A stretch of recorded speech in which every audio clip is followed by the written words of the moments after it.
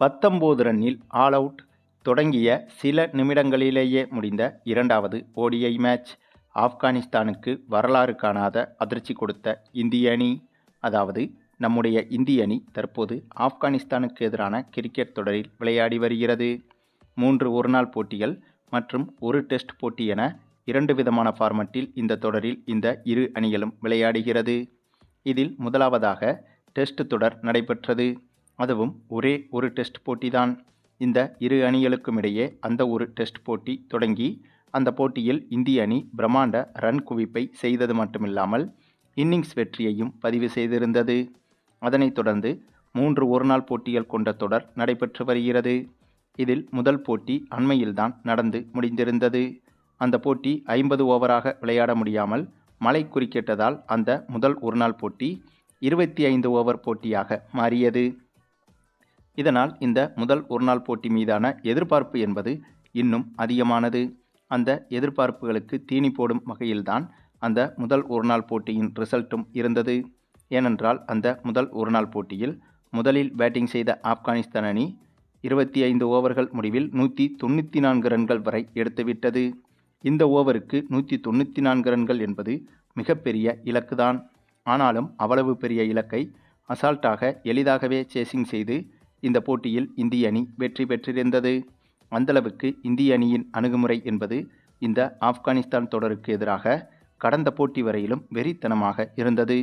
இந்த நிலையில்தான் தொடர்ச்சியாக டெஸ்ட் போட்டியிலும் தோற்று முதல் ஒருநாள் போட்டியிலும் தோற்று கடும் பின்னடைவை சந்தித்து வரும் ஆப்கானிஸ்தான் அணி இரண்டாவது ஒருநாள் போட்டியில் கண்டிப்பாக வெற்றி பெற்றே ஆக வேண்டும் என்ற தீவிர முனைப்பில் களமிறங்கியது. அதாவது இந்த போட்டியில் தோற்றுவிட்டால் இந்த ஒருநாள் தொடரையும் ஆப்கானிஸ்தான் அணி இழந்துவிடும். அதற்கு காரணம் 3 ஒருநாள் போட்டிகளில் மட்டும்தான் இந்த இரு அணிகளும் விளையாடுகிறது. அதில் ஏற்கனவே முதல் போட்டியில் இந்திய அணி வெற்றி பெற்றுவிட்டது. ஆகவே இந்த இரண்டாவது ஒருநாள் போட்டியிலும் இந்திய அணி வெற்றி பெற்றுவிட்டால் இந்த தொடரை இந்திய அணி ஒரு போட்டி மீதம் இருக்கும் போதே 2-0 என்ற கணக்கில் கைப்பற்றிவிடும். ஆக இந்த 3 ஒருநாள் போட்டிகள் கொண்ட தொடர் உயிர்ப்போடு இருக்க வேண்டுமென்றால் இந்த இரண்டாவது ஒருநாள் போட்டியில் ஆப்கானிஸ்தான் அணி வெற்றி பெற்றே ஆக வேண்டும். அந்த ஒரு இக்கட்டான சூழலில்தான் இந்த இரண்டாவது ஒருநாள் போட்டி தொடங்கியது. இந்த போட்டி தொடங்கி டாஸை வென்ற இந்திய அணி முதலில் பேட்டிங் செய்ய முடிவெடுத்திருந்தது. ஆனால் பேட்டிங் செய்ய வருவதற்கு முன்பே இந்த போட்டியிலும் மழை குறுக்கிட்டது. ஏற்கனவே இதேபோல முதல் ஒருநாள் போட்டியிலும் மழையால் தடைப்பட்டு 25 ஓவராக குறைக்கப்பட்டு தான் அந்த போட்டி நடைபெற்றிருந்தது. இப்போது அதே போல இந்த இரண்டாவது ஒருநாள் போட்டியும் மழையால் தடைப்பட்டது. அதன் பிறகு நீண்ட நேரம் கழித்து 35 ஓவராக குறைக்கப்பட்டு இந்த போட்டி தொடங்கப்பட்டது. அப்படியாக தொடங்கப்பட்ட இந்த ஒரு போட்டியில் முதலில் பேட்டிங் செய்த நம்முடைய இந்திய அணி சூப்பராகவே பேட்டிங் செய்திருந்தது. அதாவது கடந்த போட்டியில் களமிறங்காத விராட் கோலி இந்த போட்டியில் களமிறக்கப்பட்டார்.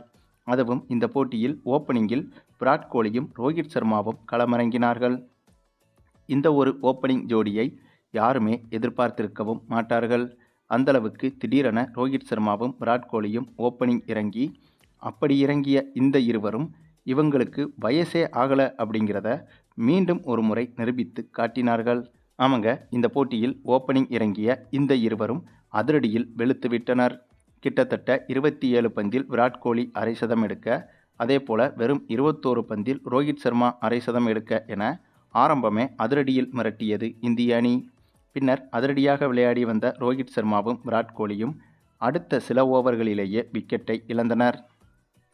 அதற்கு பிறகு களமிறங்கிய இசான் கிசான், ஸ்ரேயஸ் ஐயர், வாஷிங்டன் சுந்தர், நிதிஷ்குமார் ரெட்டி என இவர்களும் தரமான பேட்டிங்கை வெளிப்படுத்தியிருந்தனர். இந்த போட்டியில் இந்திய கேப்டன் பேட்டிங் செய்ய களமிறங்கவில்லை. மற்ற பேட்ஸ்மேன்களுக்கு வாய்ப்பு கிடைக்க வேண்டுமென்று இந்திய கேப்டன் சுப்மன் கில் மட்டும் பேட்டிங் செய்ய களமிறங்கவில்லை. ஆனாலும் மற்ற பேட்ஸ்மேன்கள் அனைவருமே சூப்பராக விளையாட, அதிலும் இந்த போட்டியில் நம்முடைய நிதிஷ்குமார் ரெட்டி மற்ற பேட்ஸ்மேன்களை விட சூப்பராக விளையாடி கொடூரத்தனமான அதிரடியை காட்டி 47 பந்தில் 92 ரன்கள் வரை குவித்துவிட்டார். இவருடைய அதிரடிதான் இந்த போட்டியின் ஹைலைட்டாக மாறியது. இதன் காரணமாக 35 ஓவர்களின் முடிவிலேயே இந்திய அணி 319 ரன்கள் வரை எடுத்துவிட்டது. அதாவது 50 ஓவர் போட்டியில் 300 ரன்களை கடந்தாலே அது மிகப்பெரிய ஸ்கோராக பார்க்கப்படும்.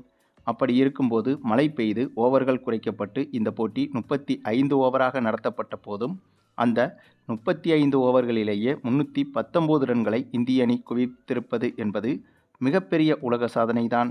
ஆகவே இவ்வளவு பெரிய இலக்கை கண்டிப்பாக இந்த போட்டியில் ஆப்கானிஸ்தான் அணியால் எடுக்க முடியாது என்பது அனைவருக்குமே முதல் பேட்டிங்கிலேயே தெரிந்துவிட்டது. ஆனாலும் கூட ஆப்கானிஸ்தான் அணி இவ்வளவு பெரிய இலக்கை நோக்கி கடுமையான போராட்டத்தை காட்டும் என்ற அந்த ஒரு எதிர்பார்ப்பும் இருந்தது.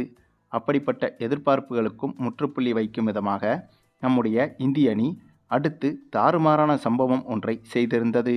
அவங்க பேட்டிங்கில் எந்தளவுக்கு விஸ்வரூபம் எடுத்திருந்ததோ அதே போல பந்து வீச்சில் அதைவிட டபுள் மடங்காக விஸ்வரூபத்தை காட்டியிருந்தது இந்திய அணி. ஏனென்றால் இந்த போட்டி தொடங்கி சேசிங் செய்ய களமிறங்கிய ஆப்கானிஸ்தான் அணியை முதல் ஓவரிலேயே நம்முடைய ஹர்ஷ்தீப் சிங் பந்து வீசி 3 விக்கெட்டுகளை வீழ்த்திவிட்டார்.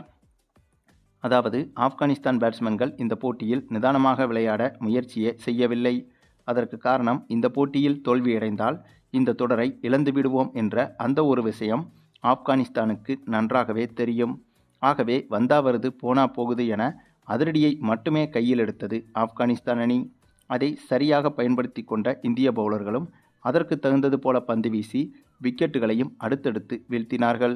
இதில் ஆப்கானிஸ்தான் அணி பேட்டிங் செய்ய களமிறங்கிய முதல் ஓவரிலேயே 3 விக்கெட்டுகளை ஹர்ஷ்தீப் சிங் வீசியிருந்தார். அதன் பிறகு அடுத்த ஓவரை வீசிய பிரசித் கிருஷ்ணா அந்த ஓவரில் 2 விக்கெட்டுகளை இவர் வீழ்த்தினார். இப்படியாக ஒவ்வொரு ஓவரிலும் குறைந்தபட்சம் ஒரு விக்கெட்டையாவது வீழ்த்தி ஆப்கானிஸ்தான் அணியை ஒரு ஓவருக்கு 1 ரன் 2 ரன்களே அடிப்பதற்கே வழியில்லாமல் செய்துவிட்டது இந்திய அணியின் பந்துவீச்சு. பின்னர் அப்படி இப்படி போராடிய ஆப்கானிஸ்தான் அணி இந்த போட்டியில் மொத்தமாக 19 ரன்கள் மட்டுமே எடுத்திருந்தது. இதை கேட்பதற்கு நம்ப முடியாமல் தான் இருக்கும். ஏனென்றால் இந்திய அணி சரியாக 319 ரன்கள் எடுக்க, ஆனால் ஆப்கானிஸ்தான் அணி 300 ரன்கள் பின்தங்கி சரியாக 19 ரன்கள் மட்டுமே எடுத்திருந்தது. அதுவும் வெறும் 6 ஓவர்களுக்கு உள்ளாகவே மொத்த விக்கெட்டுகளையும் இழந்து இந்த போட்டியில் ஆப்கானிஸ்தான் அணி 19 ரன்கள் மட்டுமே எடுத்து ஆல் அவுட்டும் ஆகியிருந்தது. அந்தளவுக்கு இந்திய அணியின் பந்துவீச்சு என்பது இந்த போட்டியில் பேட்டிங்கை விட பல மடங்கு பந்துவீச்சில் விஸ்வரூபமாக இருந்தது. அதுவும் இரண்டாவது ஒருநாள் போட்டியை முன்னிட்டு நடைபெற்ற வார்ம் அப் மேட்சில்தான் இப்படி ஒரு வெற்றியை இந்திய அணி படைத்திருந்தது. ஆக வார்ம் அப் மேட்சிலேயே இந்தளவுக்கு மோசமாக சொதப்பியிருக்கும் ஆப்கானிஸ்தான் அணி கண்டிப்பாக அதிகாரப்பூர்வ போட்டியிலும் இதைவிட மோசமாக விளையாடும் என்றுதான் சொல்ல வேண்டும். அந்தளவுக்கு இந்திய அணியின் ஆதிக்கம் என்பது இந்த ஆப்கானிஸ்தானுக்கு எதிரான தொடரில் துளி கூட ஆப்கானிஸ்தான் அணியை தலை தூக்க விடாத அளவுக்கு அடித்து ஆடி வருகிறது. சரி, நீங்கள் சொல்லுங்கள், இந்திய அணியின் இந்த ஒரு விஸ்வரூப வெற்றியை பற்றியும் இதே போல அடுத்தடுத்த அதிகாரப்பூர்வ போட்டிகளிலும் வெற்றி பெற்று இந்த 3 ஒருநாள் போட்டிகள் கொண்ட தொடரை 3-0 என்ற கணக்கில் இந்திய அணி கைப்பற்றுமா என்பதை பற்றியும் உங்களுடைய கருத்துக்களையும் கமெண்டில் தெரிவிங்க. மேலும் இந்த வீடியோ பிடிச்சிருந்தா லைக் பண்ணுங்கள், மற்ற அனைவருக்கும் ஷேர் பண்ணுங்கள், மறக்காமல் நம்ம சேனலை சப்ஸ்கிரைப் பண்ணுங்கள்.